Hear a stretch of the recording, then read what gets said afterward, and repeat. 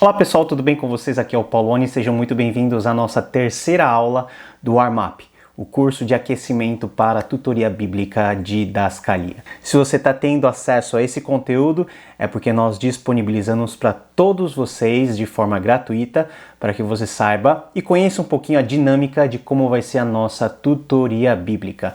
As nossas inscrições ainda estão abertas até o dia 14 de janeiro. Não deixe para a última hora, acesse aqui o link que está na descrição e faça parte dessa jornada de aprendizado nos estudos bíblicos durante um ano inteiro. Os detalhes você tem no site, preço, condições de pagamento, faça logo a sua inscrição porque as vagas já estão acabando. Hoje o tema é um tema muito importante, um tema muito interessante também, e eu gostaria de conduzir essa aula de uma maneira um pouquinho mais informal, conversando com você e estabelecendo algumas coisas muito importantes para a nossa base daquilo que nós vamos fazer mais para frente, mas que pode se aplicar a qualquer faceta, vamos dizer assim, de aprendizado da sua vida que está relacionado com a leitura de livros. Uma das perguntas que eu mais recebo é como que eu leio livros, como que eu posso me aproveitar lendo livros, e esse tipo de resposta não é uma resposta simples de se dar, porque cada um tem o seu jeito de ler, tem a sua velocidade de ler, tem a sua maneira de encarar a leitura, mas eu gostaria de colocar algumas coisas mais básicas para talvez ajudar você a encarar essa vida de uma maneira um pouquinho melhor e quem sabe de uma maneira agradável, porque a leitura não necessariamente é um fardo. Às vezes dependendo do livro, mas a leitura deve ser encarada como algo, uma atitude de prazer e também dentro do nosso contexto de estudo teológico, como uma forma de nós conhecermos melhor a Deus e adorá-lo. Toda a nossa vida de leitura deve passar por essa lente de adoração e contemplação das grandes obras do Senhor. Se você parar para analisar, toda a nossa vida cristã, de alguma maneira, está baseada na leitura, porque a fonte principal do nosso conhecimento, do conhecimento que nós temos em relação a Deus, em última instância, em relação à nossa fé, está relacionado com a leitura daquilo que é mais primário para nós, que é a leitura das Sagradas Escrituras. Mas a nossa vida de leitura não pode se restringir a apenas as Sagradas Escrituras, embora as Sagradas Escrituras sejam o centro, a base de todas as coisas. O conhecimento humano é muito mais amplo, as formas de expressão artística, literária do ser humano são quase que inesgotáveis, e você saber e conhecer todas essas facetas, ou algumas dessas facetas importantes, ajuda muito no seu próprio processo de crescimento intelectual. E nesse primeiro momento eu gostaria de dividir essa nossa jornada de leitura desde o centro até a extremidade em 3 pontos. Em primeiro lugar, de fato, o que deve nortear a nossa vida são as Escrituras Sagradas. A Bíblia Sagrada deve ser a nossa fonte primária para nós conhecermos a Deus, para nós conhecermos a vontade de Deus, para nós sabermos o que Deus quer da nossa vida e para nós termos uma noção dos propósitos de Deus relacionados não somente à minha vida particular, mas à minha vida em relação à comunidade, à família, à igreja, enfim. A Bíblia é o centro, Quando nós falamos que a Bíblia é a religião dos crentes, nós estamos afirmando que a Bíblia é o nosso norte, a nossa regra, a nossa confissão está toda ela na Bíblia, e é a partir da Bíblia Sagrada que nós somos convidados a pensar numa nova maneira de encarar para o mundo. É o que nós chamamos comumente de cosmovisão. Então, o mais básico, o mais estruturante e o mais fundamental é termos a nossa vida alicerçada no conhecimento verdadeiro da verdade que as Sagradas Escrituras elas nos oferecem. Mas até aí, tudo bem. Nós não temos muito o que discutir, todo mundo aprende isso na igreja. Agora, o ponto importante é que a nossa vida, né, se nós almejamos estudar teologia, se nós almejamos fazer alguma coisa um pouquinho mais para frente em termos de conhecimento, nós não podemos estar restritos apenas à Bíblia no sentido de só lermos a Bíblia e só utilizarmos a Bíblia como fonte de resposta para todas as questões que aparecem, até em termos, vamos dizer assim, mais pontuais, né? A Bíblia, ela oferece para nós a perspectiva do conhecimento de Deus, da nossa salvação, mas a Bíblia não se propõe a responder todas as perguntas que nós temos no universo, surgindo na cabeça, e cada cabeça é uma sentença. Então imagina todos os quase 8 bilhões de habitantes fazendo perguntas, e a Bíblia, ela não responde claramente a muitas das questões que nós formulamos, mas ela nos estabelece as diretrizes principais daquilo que nós temos que pensar, naquilo que nós temos que fazer, em relação principalmente ao objetivo da nossa vida, ao âmago da nossa existência, que é nós conhecermos a Deus e vivermos uma vida no sentido de glorificá-lo.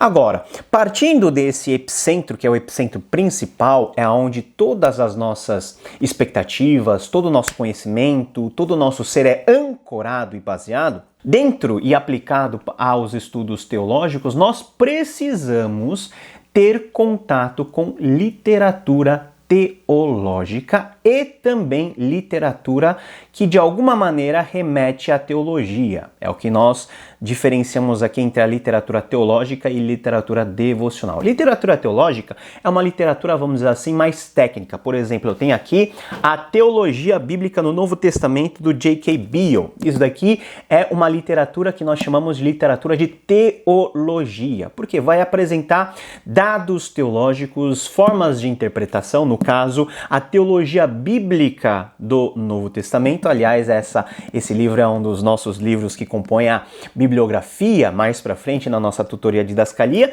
Em contrapartida, nós temos vários outros tipos de literatura, que são literaturas cristãs, que são literaturas de alguma maneira que se engajam aí com as questões, vamos dizer assim, bíblicas, mas que são mais de edificação pessoal.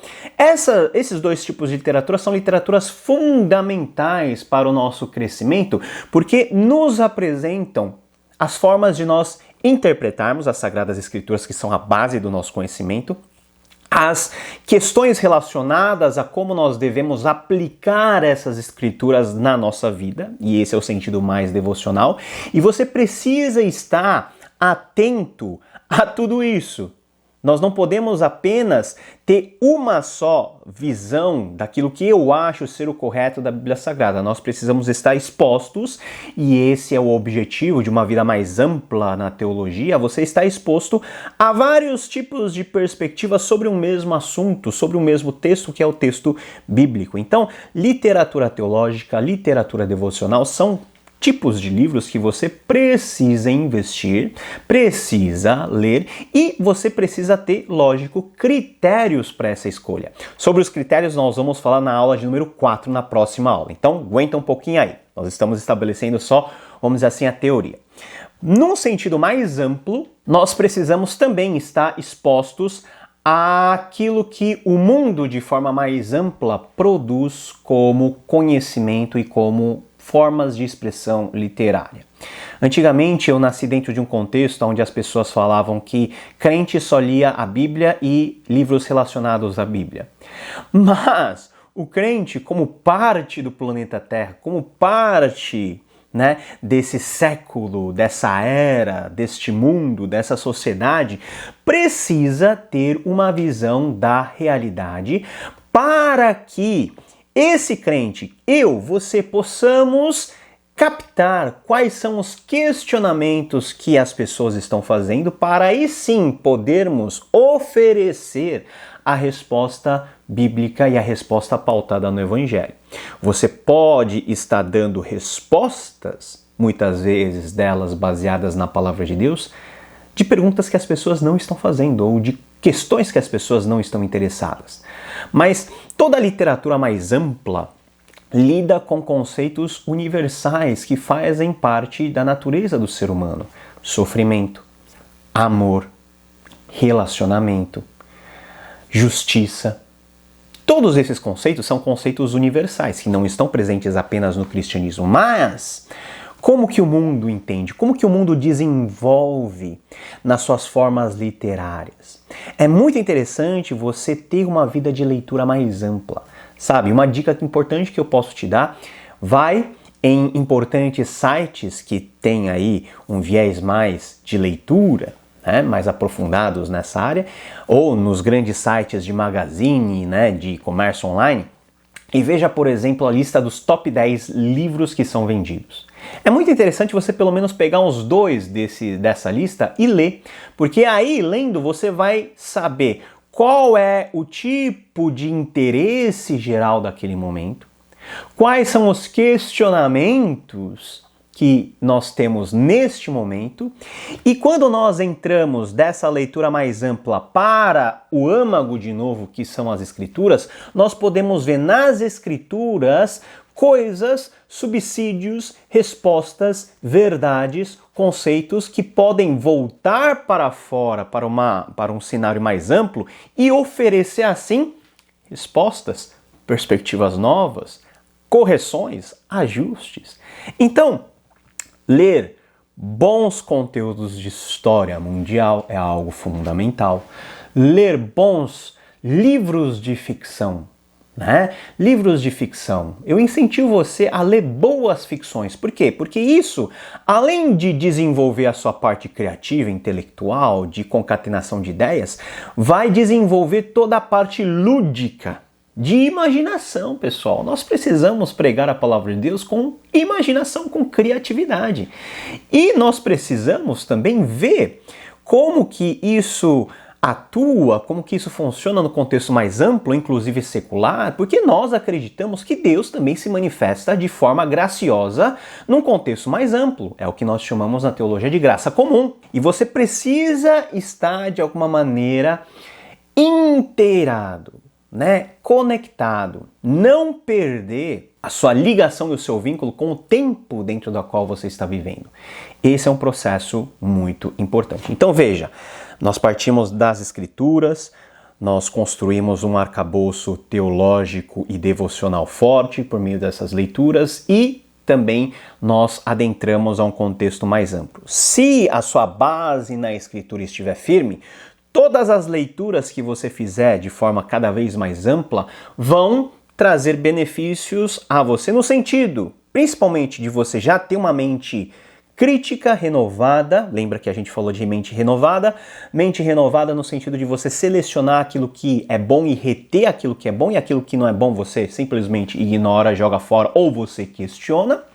Mas também você ganha um universo muito maior dentro da qual você pode, inclusive, pregar o Evangelho, pensar nas coisas do Evangelho, e isso é muito importante. Agora, saindo vamos dizer assim, desses círculos concêntricos, vamos falar um pouquinho sobre o objetivo para a sua leitura. Por que você lê? Será que quando nós lemos simplesmente para passar tempo? Às vezes sim. Mas até esse exercício de passatempo tem que ser feito de alguma forma com objetividade. Então, algumas questões para você pensar e você refletir junto comigo. Você tem um objetivo pontual em mente ao ler um determinado livro? Quando você lê um determinado livro, você tem como meta o quê? Simplesmente o lazer? O lazer pode ser um objetivo, ou conhecer de forma, vamos dizer assim, mais superficial, ou conhecer de forma mais aprofundada. Dependendo do objetivo dentro da qual você quer utilizar-se da literatura, a sua forma de ler vai ser diferente. Então, você lê um gibi. O gibi você lê de forma mais despretensiosa possível. Mas quando você lê um livro de teologia, você lê de uma forma detida, para que você, em primeiro lugar, possa entender, em segundo lugar, você possa concatenar as ideias presentes na obra e, em seguida, você poder pensar de forma crítica, raciocinar e, eventualmente, você tornar seu várias das ideias que nós temos aí nesses livros. Então, o objetivo é muito importante. Você vai ler uma obra Qual é o objetivo que eu tenho com essa obra? Lazer? Acadêmico? Puramente de ter informações? Então isso vai governar um pouquinho a sua forma de ler. Segundo ponto, o que você fará com a leitura de determinado livro? É uma leitura de edificação própria? É uma leitura para edificação mútua? É uma leitura direcionada à produção e à carreira e à vida acadêmica? Então são questões que vão nortear a forma de você ler. Por exemplo, quando a leitura é para você ser edificado, por exemplo, eu tenho aqui uma leitura, um livro aqui que eu peguei aleatoriamente. Tome uma decisão de Russell Moore, né? Assuma com coragem as consequências da sua fé. Por exemplo, tem um livro aqui.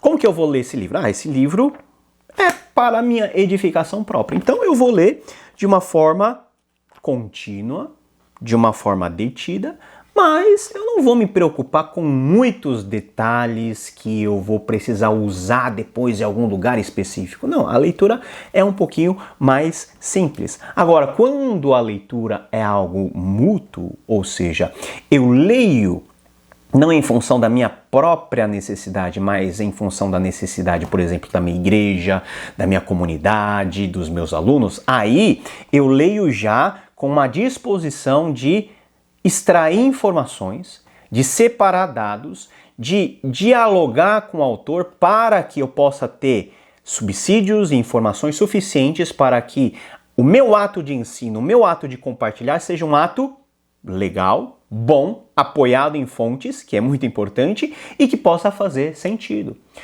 Temos uma terceira aplicação, que é mais a aplicação da nossa tutoria bíblica Didascalia, que é a leitura no nível mais acadêmico.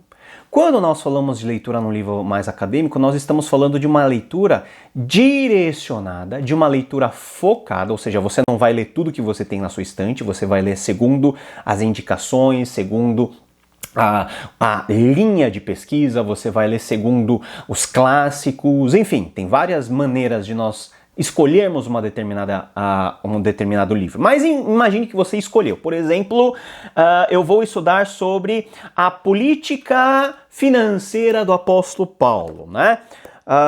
Esse livro aqui do David Briones, por exemplo, que eu li muito para a minha dissertação no mestrado e para a formulação do meu plano de doutorado, né? Você vai ler aqui sobre como Paulo entendia sobre economia, como que Paulo ele angariava fundos para o seu próprio ministério e para o auxílio, por exemplo, da Igreja de Jerusalém. É uma leitura bem técnica e é uma leitura que você faz de forma bem detida, fazendo anotações, fazendo marcas, interagindo com o texto. Olha só, né? O que eu mais fiz nesses textos foi marcar, riscar, rabiscar, pegar referências, ler com cuidado as notas de rodapé. As notas de rodapé são elementos fundamentais no texto, porque elas nos explicam como o autor chegou em determinada conclusão e quais são os subsídios teóricos do autor. Então, veja que já é uma leitura bem diferente, uma leitura que vai fazer você suar a camisa, mas é uma leitura muito proveitosa porque não é apenas uma leitura passiva. Você se torna de forma ativa um participante no sentido de você engajar com o texto, de você se aproveitar do texto, no sentido de você selecionar coisas importantes para os seus propósitos dentro do texto. Outra questão aqui, pessoal, é algo relacionado com a sua disposição para a leitura. Qual que é a sua disposição para a sua leitura? Você está disposto a ler o livro até o fim? Você está disposto a ler o livro até onde der? Ou você está disposto a abandonar o livro? Tem 3 cenários aqui. O primeiro cenário é justamente você ler o livro até o fim, porque você achou o livro relevante, porque o livro é importante, porque o livro te cativou, porque o livro apresenta uma sequência de ideias que você não pode parar no meio. Existem várias formas de você ler o livro até o final. Então essas são as leituras importantes. Mas não é todo livro que você lê até o final. E as pessoas às vezes ficam oprimidas, né? Não, eu não li o livro até o final, por isso eu não posso considerar como uma leitura concluída. Eu tenho uma outra perspectiva, e aí eu vou para o segundo ponto. Aquele livro que você leu de forma suficiente, porém não até o final, ou seja, você conseguiu extrair do livro aquilo que você objetivava, ou você chegou na linha de pensamento principal do autor e aquilo que se segue é algo que você considera só acréscimos não muito relevantes, ou seja, você leu até a metade ou você leu um terço e você captou a mensagem do livro e o livro já fez um bem para você em vários sentidos, você já pode considerar como literatura feita, como leitura feita. Legal? Então, são aqueles livros que você não lê tudo, mas aquilo que leu já de alguma maneira acrescentou algo em você. Agora, o terceiro tipo de leitura, é uma leitura que nós precisamos ser rápidos na decisão. Ou seja, nós estamos falando de livros ruins, de livros não interessantes, livros que, olha só, não são para o nosso momento de vida naquele instante. E existem livros, pessoal, na minha biblioteca aqui, que eu comprei há muito tempo, e que eu demorei para ler. Por exemplo, o livro do Kevin Van Hooser, né, O Pastor como um Teólogo Público, é um livro que eu já tenho na minha biblioteca aqui há muito tempo.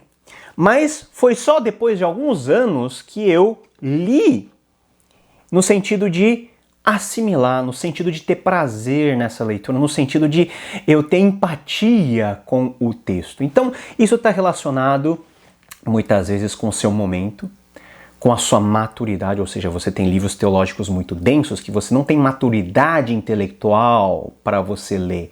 E quando você se aventura a ler, aquele exercício se torna um exercício maçante, um exercício cansativo, um exercício ruim.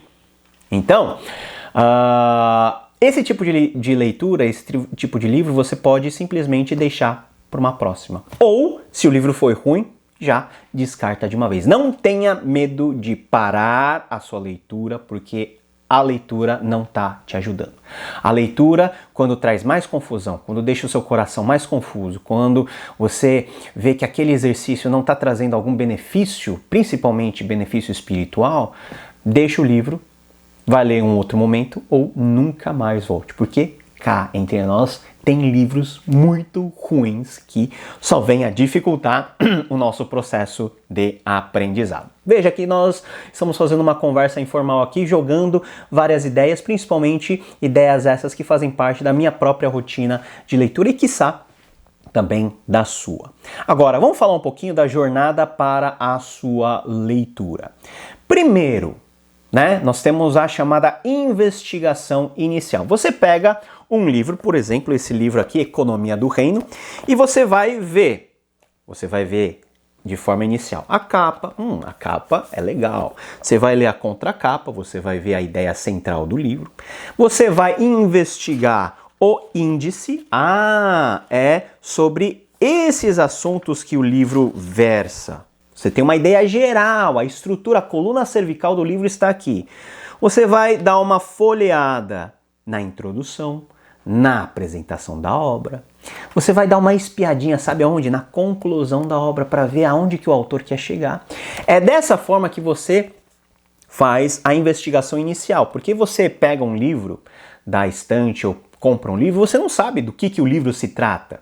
Você precisa ver, você precisa olhar, você precisa ter essa empatia inicial com a obra. Então, esse é o primeiro passo da jornada para a literatura. Não tenha medo de ler a conclusão, não tenha medo de ler o índice, faça exatamente isso para você saber aonde você está enfiando o pé. Se você vê que o tema não te interessa ou que é algo muito nada a ver, você já descarta e vai ler outra coisa. Mas se você olhar e falar, é muito legal, tem vários perfis de pessoas que investem no reino, como o Matheus Ortega, ele a partir da sua experiência vai falar sobre uma vida generosa. Legal, se você gostou do tema, você assimila para si e começa a ler. Agora, o grau de velocidade dessa jornada, e de aprofundamento vai depender do objetivo. Como eu falei para você, se é algo mais de entretenimento, você costuma ler de uma forma mais rápida. Se é algo mais voltado a necessidades específicas, você costuma ser mais lento e se aprofundar ainda mais. Agora vamos falar do grau de engajamento da sua leitura. Pessoal, quando nós lemos o livro, nós não podemos ler o livro apenas de forma passiva. Às vezes, a literatura, dependendo do nosso objetivo, se é para entretenimento, por exemplo, é mais passiva, é alguma coisa mais de você só assistir um filme legal. Mas quando o seu objetivo é aprender teologia, nós precisamos ter um grau de engajamento um pouquinho maior. É como se nós estivéssemos conversando com o livro, com o autor do livro, com toda a equipe, né, de pensadores que o autor traz à baila para que determinadas ideias possam ser defendidas ou possam ser rechaçadas. Então, o grau de engajamento do livro é muito importante na medida em que você se aplica a aprender alguma coisa. Então, nós vamos ver na próxima aula o aspecto de nós sermos críticos em relação à literatura, mas pense no livro como se fosse o autor estando aí na sua frente e conversando com você. O que você quer saber dele, né? Ah, mas como que você chegou nessa ideia? Ah, essa ideia é interessante. É como se você estivesse conversando com o autor. E quando nós temos todo esse processo meio que finalizado, nós temos a fase de maturação do texto. É como se nós estivéssemos ruminando, digerindo esse conteúdo. São conteúdos às vezes que são fáceis, são conteúdos às vezes que são difíceis por causa dos elementos mais técnicos. Mesmo em literatura devocional, o processo de digestão pode ser mais prolongado, porque dependendo da literatura de devoção que você está lendo, o conteúdo é um conteúdo muito complexo. Quando nós falamos, por exemplo, de sofrimento, de espiritualidade, são coisas que não são simples e que demandam de um processo de maturação, de digestão, onde nós vamos organizar as nossas ideias, pensar, e esse aspecto é importante, pensar em possíveis interfaces dessas ideias em relação à nossa vida, porque esse é um aspecto muito importante, pessoal. Nós lemos livros não é apenas para termos informação na cabeça, porque nós temos formas muito boas hoje de nós acessarmos algum tipo de informação. Pergunta para o Google, por exemplo. Mas o ponto da leitura é o que você vai fazer com isso que você tem na sua cabeça, qual que é a interface que ele tem na minha vida. Ou seja, eu sei sobre a história da escravidão no Brasil. A pergunta é, e daí? E daí? Qual que é a grande sacada? Ou qual que é a lição? Ou qual que são os insights que eu posso ter para a minha vida e para a vida da minha comunidade? Esse é um processo muito importante que faz parte do próprio processo da leitura. E também temos a questão de pontuar aquilo que o Tony Heinck ele vai dizer no livro Lit de pepitas de ouro, de preciosidades. Ou seja, quais são as frases que me marcaram? Quais são os conceitos que me marcaram? Olha só o que o John Piper ele diz. Aliás, essa citação está no próprio livro Lit. Ele diz o seguinte: o que aprendi nesses 20 anos, na época era a década de 80, você já pode considerar 40 anos. O que eu aprendi nesses 20 anos de literatura, de leitura é: o que transforma a minha vida são sentenças, não livros. O que muda a minha vida é um novo relance de verdade, um desafio poderoso, uma solução para um antigo dilema, e estes normalmente estão concentrados em uma frase ou duas. Não me recordo de cerca de 99% do que leio, mas se 1% de cada livro ou artigo de que me lembro tiver uma percepção transformadora de vida, então eu não reclamarei dos outros 99%. É tão bom ler isso porque nós vivemos numa certa ditadura de você ter que saber de tudo. Então, isso daí para mim é muito bom, porque muito pouco daquilo que nós lemos ao longo da nossa vida permanece na nossa memória. E são justamente pequenos pontos que você toma para você como preciosidades. É que nem pregação. Pregação você não lembra de toda a pregação. Você lembra de frases, de momentos, de gestos que podem ser aquele instante de Deus para mudar a sua vida. E a literatura, a leitura, os livros funcionam também dessa maneira. Então você pontuar e marcar bem, para você nunca mais esquecer. e fazer com que isso que você leu possa ser assimilado na sua vida é um ponto muito importante. Agora, né, que a gente falou sobre todos esses pontos aí, eu gostaria de mostrar para você como que eu interajo com o texto. Porque eu falei para você, você tem que se engajar com o texto, você tem que conversar com o autor. Mas como assim conversar com o autor? Manda um e-mail para ele? Ou você coloca o livro na sua frente e fala assim, olha, o que você quer dizer para mim? Não. Existem formas de você interagir com o texto que mudam de pessoa para pessoa. Vou apresentar para vocês o meu jeito de fazer. Tem pessoas que não gostam, mas isso é problema de cada um. Mas para mim funciona muito bem, que é a tal história de marcar livro. Marcar livro, pessoal. Tem gente que não gosta, né? E quem não gosta tem outras formas de interagir com o texto. Mas eu gosto de marcar livro. Por quê? Porque fica um registro visual para toda vez que quando você lê, você se lembre daquele dia, daquele momento que você pensou em algo interessante e você registrou, daquela marca que você fez. Tudo isso fica para a memória. É lógico que quando você lê um livro hoje e lê daqui a 5 anos, as percepções mudam. E aquilo que você marcou como relevante, lá depois de 5 anos pode não ser tão relevante assim. Pode ter se tornado uma trivialidade. Mas é importante você pontuar até para que você possa rastrear essa curva de crescimento que você tem. Então veja só, na imagem, por exemplo, é um print que eu dei da leitura que eu estou fazendo no momento, que é o livro Sexo Divino, de Jonathan Grant, aí pela editora Concílio. Aliás, um ótimo livro, hein, para você conhecer sobre essa história da sexualidade dentro da compreensão, né, bíblica e da cosmovisão cristã. Olha só, eu utilizo a regra das 3 canetas. O que é a regra das 3 canetas? A regra das 3 canetas é você usar 3 tipos de marcação de cor no livro para você visualmente marcar aquilo que, em primeiro lugar, e essa é a marcação vermelha, aquilo que é muitíssimo importante. Então tem coisas que você lê, palavras e frases que são aquelas palavras que definem o capítulo, ou definem o parágrafo, ou mudam a sua vida. Então, eu pinto de vermelho. Então, você vê que tem pouca coisa pintada em vermelho. Em segundo lugar, tem a marca em laranja. O que é a marca em laranja, pessoal? É onde eu pontuo os aspectos muito importantes do texto, ou seja, os insights importantes do texto. Se o vermelho é aquilo que é muitíssimo importante, o laranja é o que está numa gradação um pouquinho menor, que fala de assuntos muito relevantes, de ideias centrais, de pontos que eu não concordo e que eu preciso investigar, pontos que me levantaram dúvida e que eu preciso ler de novo e procurar outras fontes. Então são pontos centrais na minha discussão com o livro, não propriamente no sentido de concordar com o autor, mas de eu querer conhecer mais. E os pontos aí que eu coloco em amarelo são observações relevantes, sacadas legais, dados importantes, construção de argumento, retórica. Às vezes eu grifo também em amarelo dentro das notas de rodapé para que eu possa investigar naquela referência mais para frente.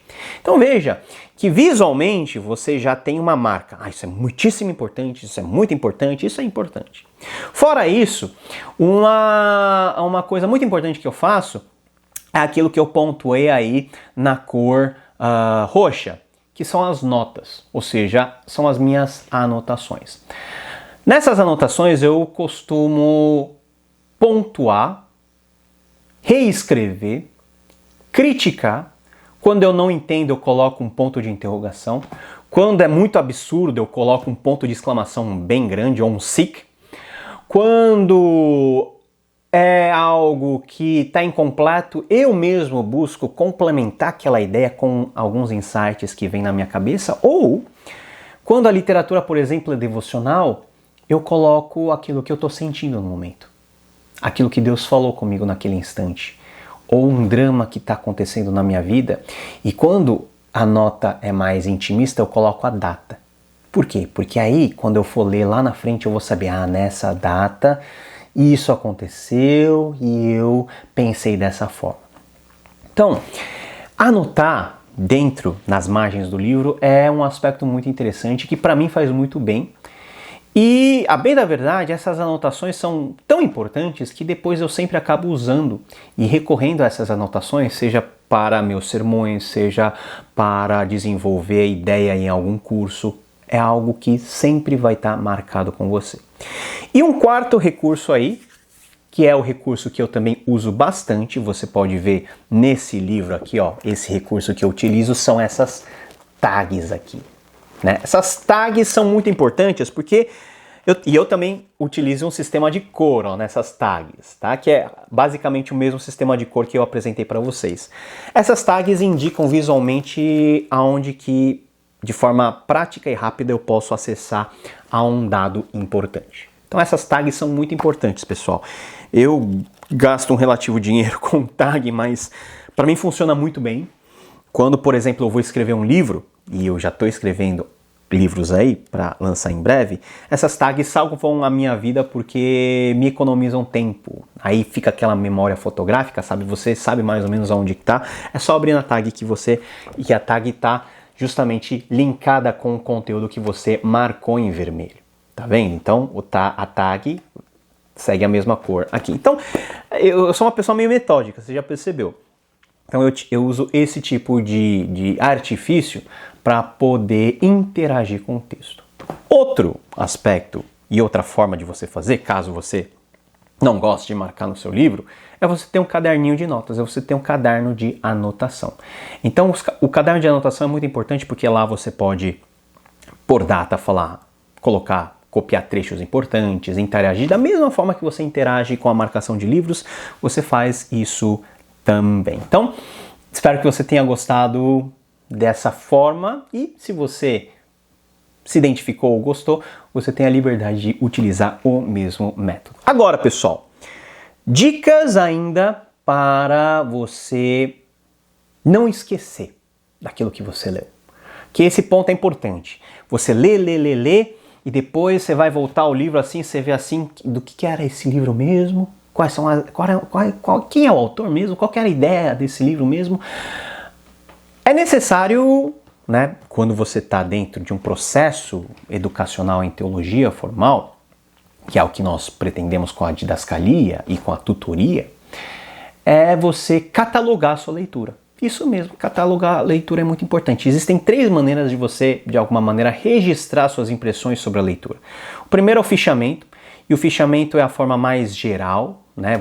Fichamento porque vem de ficha, né? Antigamente tinha umas fichas desse tamanho que você escrevia o nome do livro, o nome da editora, o nome do autor, percepções importantes, né? Citações relevantes, alguma coisa assim mais pontual. Ou seja, é o catálogo mais básico que você tem para você acessar de forma fácil informações bem, vamos dizer assim, resumidas desse livro. Depois nós temos o resumo, que é você, de forma mais textual, né, com o texto corrido, você explicar ou você comprimir as ideias do texto, falando do que o livro fala, quais são as ideias importantes do autor. E nós temos a resenha. A resenha, sim, é algo muito importante, porque a resenha não é o resumo. Tem muita gente que confunde resenha com resumo e resumo com resenha. Resenha, você coloca as suas impressões e sabe todas aquelas anotações que você fez de interação? É aquilo que, na verdade, é resenha. Você conversa com o autor, seja criticando, seja elogiando, seja colocando pontos que o autor não pensou. É a sua interpretação sobre o texto. Então, tem como objetivo você apresentar uma interpretação, um approach mais crítico em relação à literatura, à leitura que você fez, ao texto que você leu, para que, e aí sim, você tem uma forma, vamos dizer assim, mais acabada e mais final, que você pode arquivar depois, da sua análise e da sua percepção sobre aquele livro naquele momento. Caminhando para o final dessa aula. Agora são dicas mesmo, tá? Que eu queria dar para você sobre leitura de livros, né? E leitura de livros teológicos.